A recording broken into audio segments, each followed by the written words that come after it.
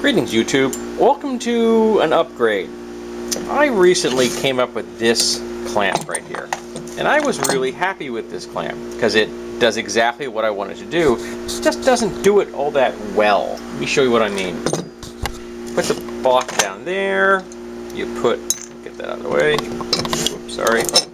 That was very unprofessional, but I needed a second hand. You turn it like this, and it takes a lot of angle to get what I want to achieve here. And I'm like, I don't like that angle. I want it to be straighter. So I'm like, what am I doing wrong? What have I designed into this that has failed? And then it occurred to me. This type of clamp is designed for a woodworking bench, which is 2 to 3 inches thick. That's how thick a woodworking bench is. This is 3/4 of an inch thick. So I am missing a lot of bulk. So when the rod's going down there, it wants to kink, but there's nothing for it to kink against because the material is only 3/4 of an inch thick. If it were 3 inches thick, it would go down, it would kink almost immediately, and it would stay much more vertical. It would lock in place much more securely and much more quickly. So what I need to do is make my bench thicker. So I got the piece of scrap wood, and you ignore all the marks. I'll tell you what's actually going to be used on this. And I'm going to be using these fasteners right here for 2 reasons. 1, I have them, and 2, because of this shoulder right there, I can bring this down and have it bottom out on something that I'm going to drill into a nice round, a nice flat surface like that, so that this will come down and stop. It's going to stop on that. It's not going to go any further. I'm going to use this 1/2 inch, and I'm going to drill all of these crosshairs. You see, boom, boom, boom. I didn't mark that one properly. Okay, I have to mark that one properly. And then I will then drill the main holes after I have it installed. Now, there's not going to be a huge amount of bulk between this section and the edge, because I can't go very far in. Why can't I go? Well, let me show you. Here is the top I put on here. This is the original top. This is the top that came with the workbench. It's high density fiberboard.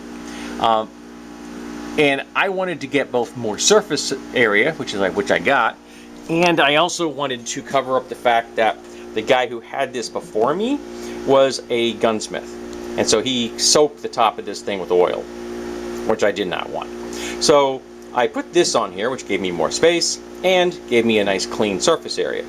And because it's just a piece of plywood, if I ever need to, I can replace it and put a new one down. So that means I can't go very far in because I hit the original surface. But that does give me that much material between the hole I'll be drilling and the edge, and I think that's enough to work with. Not to mention that this particular hole is going to be against that surface, so we're not going to have any blowout. I'm not clamping this thing, to its breaking point, so I'm not too concerned with how much pressure, because I'm not going to clamp in that direction anyway, because it would put the clamp head outside the table. So anything, I'll be clamping in this arc like this, which means the pressure will always be from here to here on the wood, into the bulk of the wood itself. So the first thing I need to do is drill these holes. I have to mark that one. Drill these holes to that depth. So bring this down like that. And then I will have a place for this to go zing in through the wood and then into this. At least that's the plan. And one nice thing about this whole process is I don't have to worry about centering it. I don't have to worry about it not being the correct distance from the edge, because I don't have an option. That's what it is. So at least that particular measurement and such doesn't exist for me, which is nice.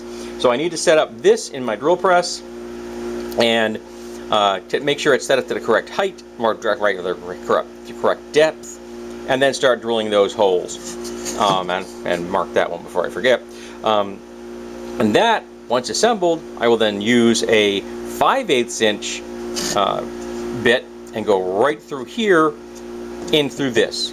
And then that will give me exactly the place where I want. I don't have to measure these things at all. Once this is installed, just drill through it and I'm done. And then we're going to see if this works. So this should be a pretty fast project. I say that, and we know how successful I am at this. So here we have the countersunk holes all set, and in the tip of the spade bit makes a nice little place where I'm going to don't have to worry about finding a location for that. That's going to fit in there quite nicely. So I'm going to get this star bit, put into a drill, get myself a stool so I can sit down, clamp this in place, and then start screwing things the way I want them. This is where it's going to make sure I'm going to do a visual check that this is where I want it to be as far as the holes are concerned, because I want to get that as close to there as possible. Roughly, I'm going to these lines to be kind of on the hole. And like I said, knowing my measuring skills, that is not centered. But when I'm done, you're never going to see it, because this is going to be like this underneath a bench. You're never going to know. Yeah, so I'm going to make that go away. You're never going to see it. Yeah. Yeah, it's a better face. I'll put that one facing out so it looks better. There's fewer marks on that. I could sand that off, but you know something? I don't care that much. This is just my workbench. The only person that works down here is me. Alrighty, so clamp this in place, start screwing this in place, so that I can then start the last stage, which will be drilling the big ass holes through here. And thankfully, I will actually have enough meat on there to do that job. So I have fully installed this now with 5 of these GRX Uber grade fasteners. Uber grade. I never noticed that before. I actually don't know where I got these. I think possibly at a yard sale or an estate sale. But I love them because they have that nice shoulder. They've got some great threads. I don't have to worry about pre-drilling holes because they have got their self-starting. 1.5 is a decent size. And number 8's not a bad size. Sometimes I want bigger, sometimes I want smaller. But number 8's a good overall size for myself for a lot of different projects I do. And I haven't used a lot of these, but I do love them because when I have to use them, they do a great job. So now I've got a 5/8 inch bit in here. So I'm just going to come straight in here and go right on through this. I am going to try to debate if I want to put something down here to prevent breakout. Let me see if I can find a scrap piece of wood to put under here so that I clamp that in place so that I can prevent some, really splintering on the bottom. Might be a good idea. Also, I would like to give a shout out to this Ryobi drill, which I happen to just frigging love. I don't even know what model this is. I bought this at a yard sale for 20 bucks, and I bought it specifically because it had that, which is a level on top, because there's a project I have coming up in the future that I need a level for, and my drill doesn't have it. And this has a fast connect style collar as opposed to one that uses a key. Much faster for a lot of the things I do, because frequently I'm doing only 1 or 2 holes, switching to something else, do another 2 holes, switching back to something or to a third one. So having something like this is very convenient. It's got a decent amount of power. It's very comfortable. It's not overly heavy. So yeah, really happy with this thing. I should look up the model and do a review on this thing, because I'm really quite pleased with this in my collection. It does exactly what I need it to do, and that level, when I get around to doing that project, is going to make my life much simpler. So let's go get some scrap wood, and then we'll drill the final 2 holes. Thought I'd get a little action cam on this one. So I have in fact put a sacrificial board down here. It's a piece of pine, something. I don't have any idea why I have it, but it's been good for using sacrificial bits. So now we're going to try drilling a hole all the way through this and not hurt myself.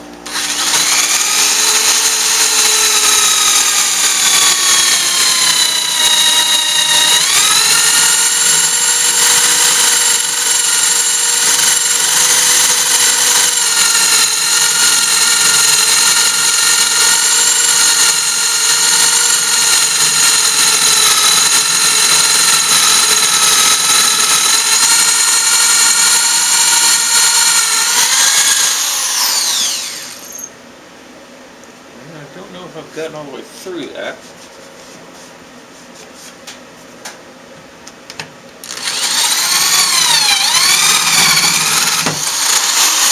Got all the way through it that time.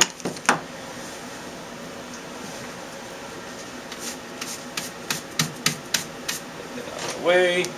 Sweep the floor later. Yeah, I'm kind of glad I did that because there was all kinds of friggin' splintering down there. So let's do the other one.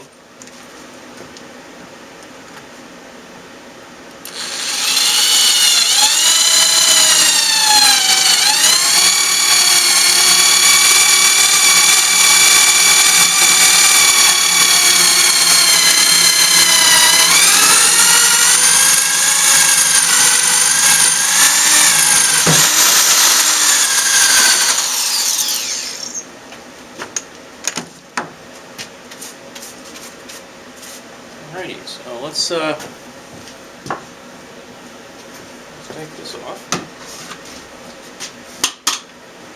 Put that down. Now my scrap board's got 2 new holes in it. So now it's the test. Let's see if it works.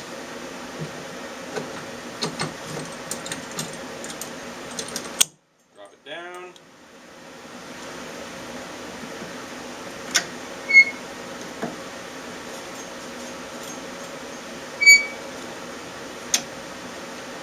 And there we go. And I'm getting a much better clamp. I'm not as much of an angle. So that was my problem. Which means that if I decide to put these, build another one of these, and put them over on my other bench, I'm going to have to put an ancillary board under there. Which is fine because I've still got some more of this kicking around. So I'll be able to cut it to length, because I'm not going to want to have it go all the way across the table, because I want to be able to have some of the lip, because there will be times when I want additional clamping options, so I don't want to come all the way there and block off all of my options. I want to keep the top, because that one's also 3/4 of an inch thick. That table right there I made myself, is actually the only piece of this I purchased was the top and the fasteners. Everything else I got for free. That was an awesome table. So yeah, so I'm really happy that this project worked, which means it proves my clamping design is functional. So now I need to go get another one of these. I've already got the threaded rod sitting right over there, so that's not a problem. I've already got the fasteners, that's not a problem. And hopefully now that I learned how to drill these holes a little better, they'll look better on the second one than they did on the first one. And then I can start drilling holes for these in that bench. And I think I'm going to need 3 to do what I need, and only 3, because I really only tend to use the right side of the table, because on the left I have a built-in clamp already. So that will make my table much more versatile, which is awesome. I like versatility. And the beautiful thing about this is that I can go up or down, pretty much anything, as long as it's within that 9-inch height. And I very rarely even clamp things this thick. I just wanted to have that option. This is a sacrificial piece of wood I use here on my drill press all the time. Sometimes I have to clamp oddly shaped pieces of steel for drilling. So thank you folks for being here. I'm glad this whole thing worked out, and it did in fact function. I've improved it, made it work, and so I'm a very happy camper with this. And the fact that there's enough beef on this that I'm not too concerned at all with the fact that it's kind of close to that edge. And the bottom of this is much better than it would be if I had just gone through there straight through with a drill bit. So having that sacrificial board there was a smart move. Okay, so thanks for being here for this build. I appreciate it. And if you don't, you should follow me on Instagram and DeviantArt, because Instagram is where I post salvage videos and pictures and sneak previews and bargain stuff. And DeviantArt is where I have all of the permanent home for my weapons builds, which is why I have this clamp, because this is going to play a role in future weapon builds.